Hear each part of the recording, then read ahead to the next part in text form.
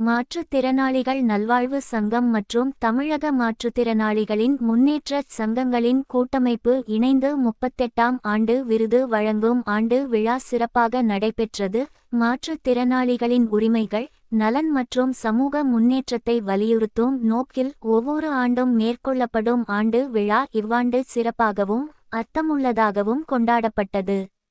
இந்த விழாவையொட்டி மாற்றுத்திறனாளிகள் பலருக்கு நல்ல திட்ட உதவிகள், அத்தியாவசிய மளிகை பொருட்கள் மற்றும் வாழ்வாதார உதவிகள் வழங்கப்பட்டன.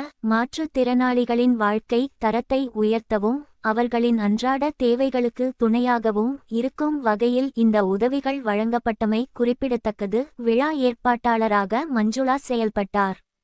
சிறப்பு விருந்தினர்களாக பாசமலர் அறக்கட்டளை நிறுவனர் தலைவர், 4 திசை மலர் நாளிதழ் ஆசிரியர் இலட்சாபதி ஏ. இலட்சியவேந்தன், பாசமலர் அறக்கட்டளை ராணிப்பேட்டை மாவட்ட தலைவர் சதீஷ்குமார், ராணிப்பேட்டை மாவட்டச் செயலாளர் பழனியம்மாள், சமூக பணியாளர், நடிகர், டைரக்டர், சமூக ஆர்வலர் ஜோஸ்வா தேவதாஸ், வழக்கறிஞர், சமூக ஆர்வலர் ஜெயஸ்ரீ சம்பத். ரோஜா மலர் அறக்கட்டளை, மலர்கொடி அறக்கட்டளை, மக்கள் தொடர்பு சுபலட்சுமி, நிர்வாகிகள் உள்ளிட்டோர் கலந்து கொண்டு விழாவை சிறப்பித்தனர்.